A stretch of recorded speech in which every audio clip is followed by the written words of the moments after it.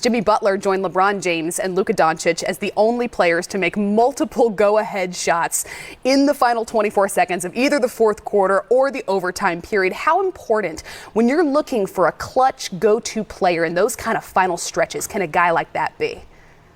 Oh, that's huge. I mean, you're going to have to make some shots. Look, you don't get to the conference finals and play a poor team. That team has won 2 series, and they're going to, come in there, and you have to have guys that can finish. I mean, Butler's one of those guys that under pressure, beautiful passer. I love that little action to give and go. But what he can do is that under pressure, he can get his own shot off. And he made that tough 3 in the corner. He had a hard driving layup in there late in the games and stuff. So, they have a guy that can go and get you baskets, and you have to have that.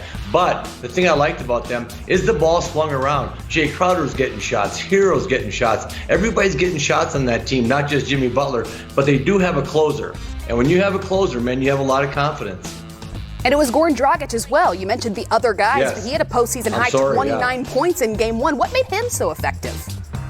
How did I forget Goran Dragic? Thank you, Kristen, for reminding me. He does it so quietly. He was great. Yeah. I coached Gordon.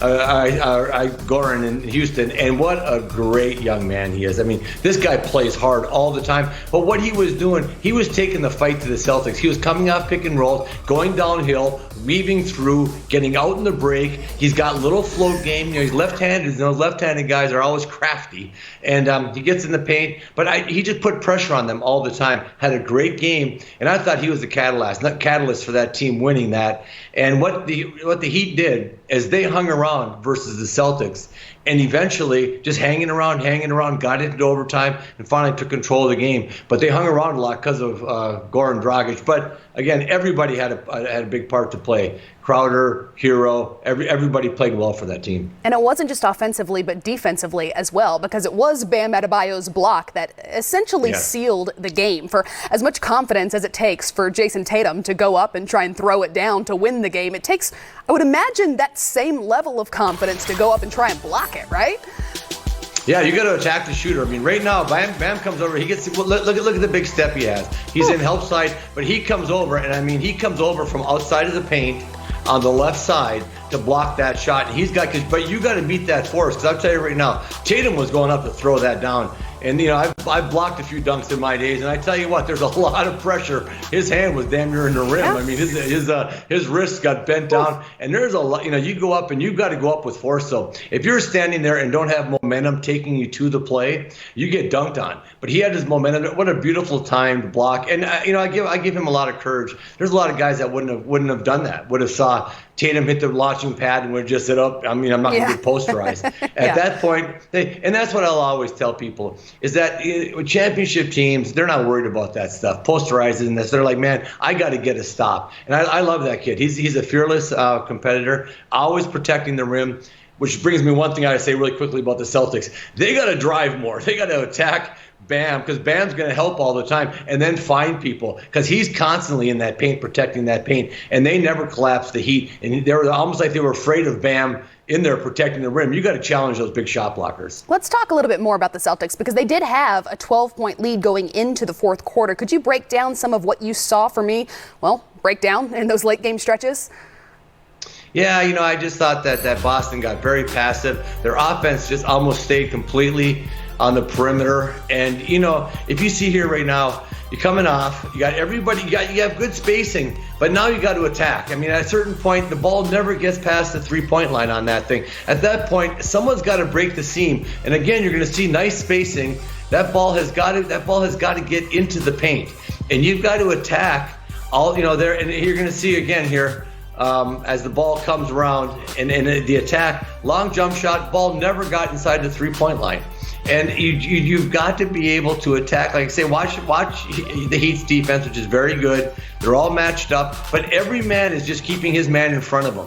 And there's really no breakdowns, no room to get in there, but someone's got to beat their man off the dribble. And I think there was just way too much stagnant dribbling on top, which you see there, and just, kind of getting in there a turnover. And when you do break down the defenses, you're going to see them do it here in the play.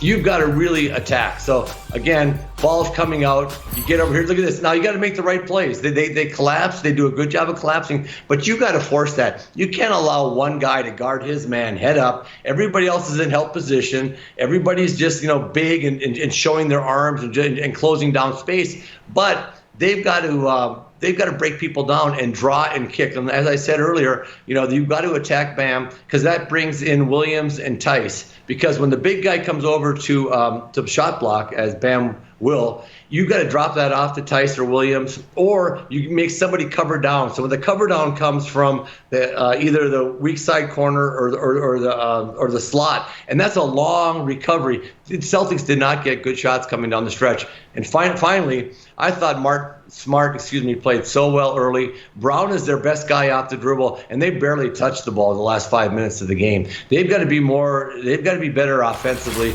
move the ball better, and get other people involved in it. Well, our Jim Jackson is joining us now. Jimmy, I'm assuming you can hear me now? Yes? All good? Have we worked? I got you. Okay, everything technically out on your end. You and I have talked so often, Jimmy, about Kemba Walker's importance to this team. He had 19 points on 19 field goal attempts in Game 1. How much of this team's success in this series do you see rising and falling on his efficiency? Well, I mean, it's important because Kemba, not just from scoring, but being aggressive, making plays. When he's making shots now, and Kevin will tell you this, now the defense really has to step up, in particular on the pick and roll and guard him, and that's when he can get downhill and make plays. When he's struggling with his shots, now you don't have to help as much, especially on his drive or on his pull-up. He's always dangerous, okay, in regards to what he can do. Because he made some big shots down the line of the game. But when he's not as consistent, the defense now can spread out a little bit more and cover the shooters on the perimeter. He said it himself. He said, listen, I'm not playing well. Well, when you're not playing well, that means you're not scoring. That means you're not shooting well. I think for Kemba to be really effective, if the ball doesn't go on the rim from the perimeter, one, figure out ways to get out in transition, get some layup. Second, get to the free throw line. Third, if you're struggling from making shots, make plays. Utilize the pick and roll. Get downhill. Draw the defense. Now, instead of getting 7 or 8 assists, maybe get 10, 12, 13, 14 assists. That makes up for the lack of scoring until you can find your rhythm. And again, this is kind of new for Kemba to be in this situation playoff-wise. So just like a lot of the young guys for the Miami Heat are learning, Kemba's also in that situation. Well, we're going to take a quick break, but when we come back, Playoff Central Live will continue with a look ahead to Game 1 of the Western Conference Finals, set to tip off tomorrow night on TNT. LeBron James, the top-seeded Lakers, taking on the comeback kids, the third-seeded Denver Nuggets, who dug out of a 3-1 hole not once,